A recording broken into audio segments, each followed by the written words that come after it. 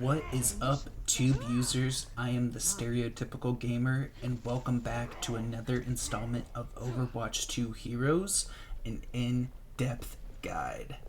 Today, we are taking a look at my least played hero in all of Overwatch, Widowmaker. Without further ado, let's dive right into things and talk about her primary fire. Widowmaker's primary fire is Widow's Kiss. This is a fully automatic hit scan rifle that deals 13 to about 4 damage depending on the range. The damage fall off for this weapon starts at 20 meters and reaches its minimum damage at 40 meters.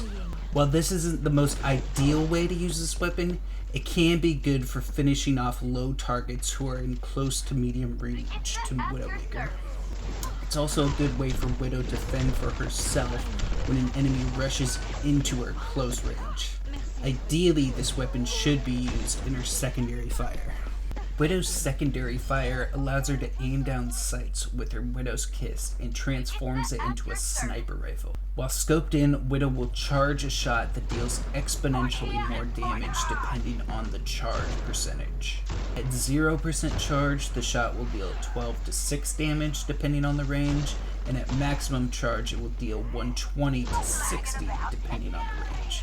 The damage falloff for this weapon starts at 40 meters and reaches its minimum damage at 60 meters. It takes 1 second for Widow to fully charge a maximum power shot. After her first shot, however, it takes 1.5 seconds to fully charge because of a half-second recovery time after a shot. A couple things to note is that while scoped in, each shot will consume 5 ammo regardless of how charged the shot is. Also, while scoped in, Widowmaker has a 65% decreased movement speed. And the final thing to note is while aimed down sights, is headshot damage will deal 2.5 times damage to enemy targets. Now, let's go over Widow's first ability. Widow's first ability is Grappling Hook. This allows Widowmaker to grapple onto most ledges up to 20 meters away. This ability can be tricky to use sometimes from my experience, as there's no indicator on where you can grapple to and what you are grappling to. But for the most part, this ability is used to allow Widowmaker to quickly get to high grounds. It also allows for a decent movement tool, as she'll move up to 20 meters per second to a targeted area. A couple things to note is this ability can be cancelled by pressing the jump button. This ability can also attach to Lifeweaver's pedal platform while up in the air, and his Tree of Life for some reason. Now, let's get into Widow's next ability. Widowmaker's second ability is Venom Mine. This is a mine that Widow can launch from a fair distance away and attaches to any surface. Enemies that come within 3 meters of the mine will start taking poison damage, dealing 15 damage per second over 5 seconds for a total of 75 damage. While targets are poisoned, Widowmaker and her allies will be able to see them through walls. Once the mine is placed, it will stay there until it's destroyed or until a new mine is placed. One thing to note about this ability is that if you are affected by it, is that the poison can be cleansed by picking up any health back. Now, let's move on to talk about Widow's ultimate ability. Widowmaker's ultimate ability is Infrasight. This ultimate allows Widowmaker and her allies to see all enemies through walls for 15 seconds. The range on this ability is infinite, so Widow and her allies will be able to see enemies anywhere regardless of the range. This ability will also show the health bar of enemies through walls as well. While there's a small cast time for this ability of 0.64 seconds, stuns during that time will not cancel the ultimate. However, if Widowmaker dies during the duration of the ultimate, the effect will end. Now that we've gone over all of her abilities, let's dive into heroes that counter and are countered by Widowmaker. Widowmaker can be an extremely deadly and dangerous hero as long as you can hit your shots with her. She plays extremely well on maps with long sight lines thanks to her long one-shot range potential. As for a tank hero that Widow plays well against, I'm going to go with Junker Queen. Junker Queen has no vertical mobility to get to a well-placed Widow, and with no barrier and a fairly low health pool for a tank, she can be easy pickings for a Widowmaker. As for a DPS hero that Widow can play well against, I'm actually going to go with Widowmaker. If you can't beat them, try and do what they're doing and do it better. It can be tough to try and shut down a good Widowmaker. One way to try and do it is to mirror the Widowmaker and land shots on her before she can land shots on you. Typically, mirroring a hero isn't a good way to counter them, but for Widowmaker, it's all about hitting your shots, and if you can hit more shots than the opposing Widowmaker, your team will have an easier time. Finally, a support hero Widow plays well against is Zenyatta. Zenyatta has no movement abilities, and while he does have the range to damage an opposing Widowmaker, his damage is projectile based, which can be easy for a Widow to avoid at range. Plus, with no movement ability, Widowmaker can pretty easily lay down damage on him. Now let's look at the flip side of things and see which heroes counter Widow. While Widowmaker excels at taking out enemies from range, she's very susceptible to dives and heroes that can close the gaps and get to her in close range. As for a tank hero that can do this, I'm going to go with Winston. Winston can pretty easily dive an enemy's Widow position thanks to his jump pack. Plus, with his high armor and health pool, he can pretty safely take a few shots from Widowmaker while closing the gap.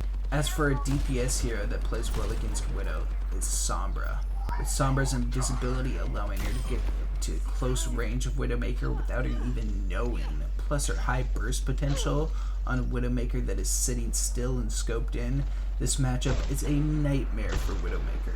Finally, a support hero that plays well against Widowmaker is Lucio. With his speed making it hard for Widow to hit her shots on him, plus his diving capabilities from wall riding can make it difficult for Widowmaker to spot where a Lucio is coming from. Now that we've gone over all of the counters, let's dive into some tips and tricks for Widowmaker. I just want to start this part out with a disclaimer that I am clearly not a skilled Widowmaker player, so most of these tips and tricks are coming from watching players who are far better than me at playing Widow and just learning from them. My first tip for Widowmaker is to try and be unpredictable with your positioning with her. Typically, you're going to be standing still or very little movement while scoped in, and you want to try and just be unpredictable with your positioning so that way enemies don't know where you are, so you're not taking as many shots from them, and you can easily lay down shots on the enemies. Especially with the movement and vertical abilities that Grappling Hook gives you, you can pretty easily just move to different locations of fights with your Grappling Hook every few shots, and definitely after team fights you really don't want to be in the same position because usually enemies are going to look for you there first, where you were shooting them from. Another small tip I have if you want to be really cheeky with a cool trick shot with Widowmaker is most maps that have just very long walls like Esperanza, you can grapple up to the tops of most of the houses on the roofs, and you won't be able to stay up there, although there are some spots where you can safely stay, and as long as you're not moving around you'll be able to stay in these cheeky spots. But getting up there, you'll get a vertical launch and kind of just be up in the air, and you can scope in while you're up in the air, so it can be a good way to scout out positions up ahead, or just be able to take one cheeky shot without the enemies really knowing where you are, because most of the time enemies won't look for you vertically. Another tip I have for her Venom Mine especially is to try and put it near choke points, but on your side of the choke point. Since it has that 3-meter range, you can kind of get it close to a choke point and have it trigger without the enemies actually ever seeing it. Because Venom Mines only have 1 health, enemies who see it can just take it out with 1 shot of really anything, and so you really want to try and put it in a spot where it won't get damage but will trigger an effect. So behind a wall where enemies are most likely going to be going is a really good way to get the effect of the Venomite going. Really, the most important thing with Widowmaker is you really need to be well versed at landing headshots on enemies. I found the best way for me to get better at her is just playing bot matches like I'm doing here. I really don't have the confidence to play her that much in regular team play. Usually the only times I play her is in Mystery Heroes, although I've picked her a few times on some of the longer ranged maps, but for the most part I just don't feel comfortable on her. And playing these bot matches, while I mean the bots are pretty easy and pretty predictable, it can be a good way to practice your aim and get those headshots down. Another tip I have is before peeking a sightline where you know enemies are going to be, is to scope in first, because it takes a second to charge up a full shot. You want to typically have that full shot charged and ready to go before you even see the enemies. Usually, I mean, you can kind of predict where team fights are happening, so just being able to have that fully charged shots before scoping into enemies is really good to just lay down damage before they even see you. I would also say, for the most part, you always want to be using your scope to just try and take out enemies at really any range, because it's going to be doing a lot of damage. Your assault fire or your assault rifle is mainly just used for if targets are really close range where you're not going to be able to accurately hit them with a scope. It can be kind of tough, but it's also good for finishing off enemies that are super low health.